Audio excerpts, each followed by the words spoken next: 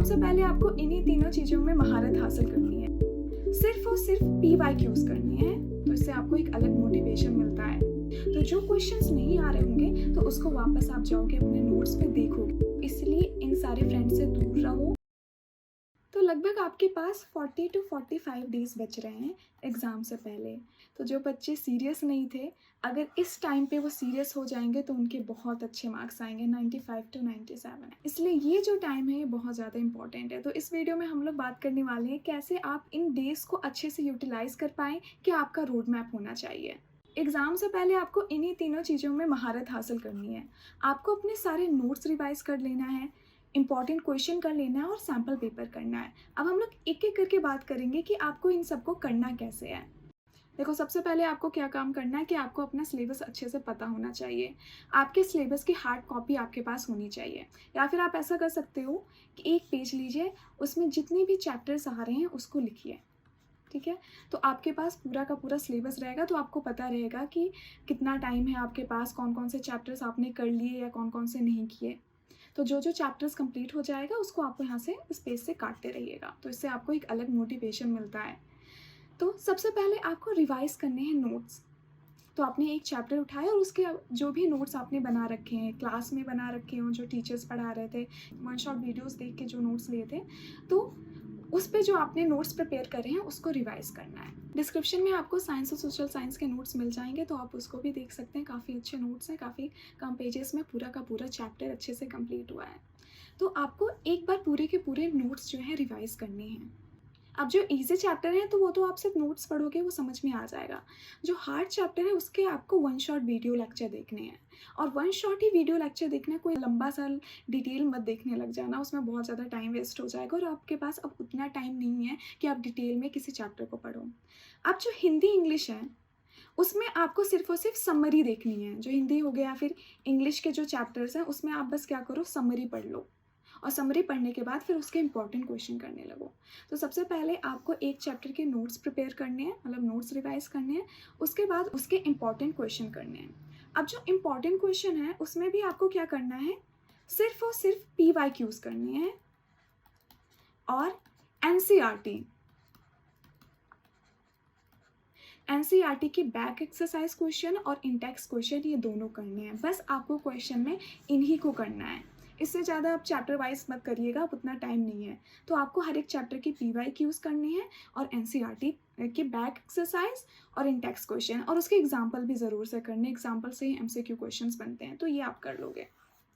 तो इतनी चीज़ अगर आप कर लेते हो, उस चैप्टर के नोट्स पढ़ लेते हो और इंपॉर्टेंट क्वेश्चन कर लेते हो, तब आपका एक चैप्टर अच्छे से कंप्लीट हो गया। तब आप वो सिलेबस से उस चैप्टर को काट सकते हो।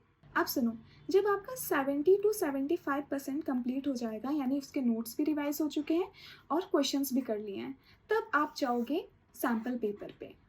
अगर आपका 70 to 75% सिलेबस पहले से कंप्लीट है तो आप अभी से ही सैम्पल पेपर लगाना शुरू कर दीजिए, क्योंकि सैम्पल पेपर बहुत ज़्यादा इंपॉर्टेंट है, यही आपका स्कोर डिसाइड करेगा।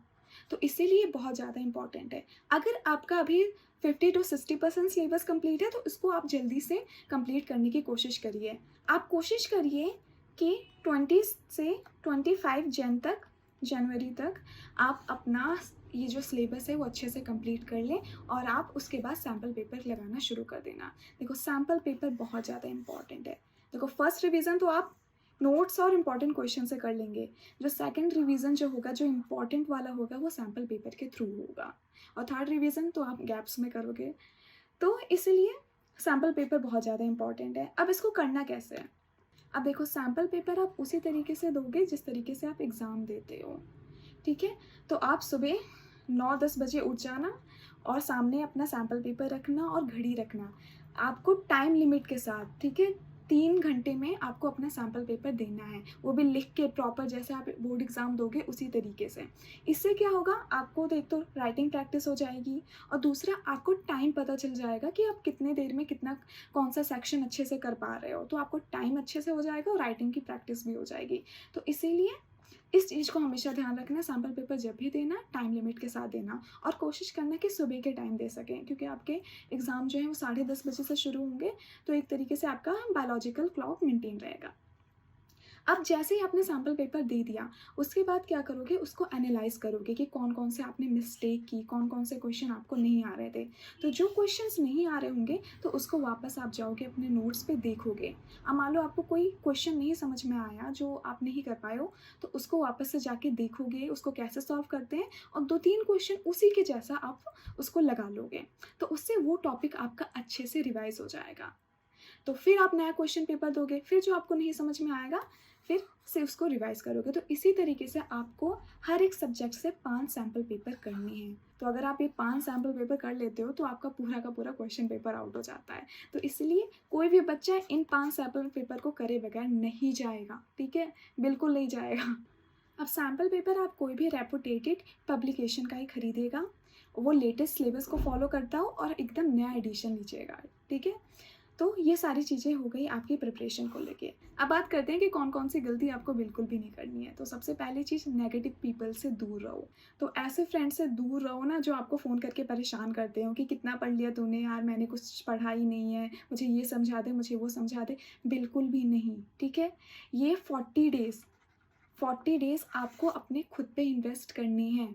तो इसलिए इन सारे फ्रेंड्स से दूर रहो, जो नेगेटिव बोलें कि यार मैंने कुछ प्रिपरेशन नहीं किया, और उनसे भी दूर रहना जो पॉजिटिव बोलें कि मैंने सारा प्रिपरेशन कर लिया, ठीक है? तो इन 40 डेज़ ना आप फ्रेंड्स सबसे दूर रहो, तो वो सबसे अच्छी चीज़ हो गई। सेकंड चीज़ आपको क्या नहीं करनी है कि अभी आपको अपने हेल्थ का बहुत अच्छे से ख्याल रखना है। इस टाइम पे आप बीमार होना अफ़ोर्ड नहीं कर सकते हो, तो इसीलिए बाहर का खाना नहीं खाना है, टाइम से खाना खाना है और टाइम से सोना है। आपको 7 से 8 घंटे की स्लीप लेनी है, ठीक है? 7 से 8 घंटे की स्लीप लेनी है। और कोशिश करो कि सोशल मीडिया से थोड़ा दूर ही रहो। देखो, अगर आप इंस्टाग्राम अभी यूज़ करोगे, यूट्यूब शॉर्ट्स देखोगे, तो आपका जो डोपामिन लेवल है वो बहुत ज़्यादा इंक्रीज़ कर जाएगा।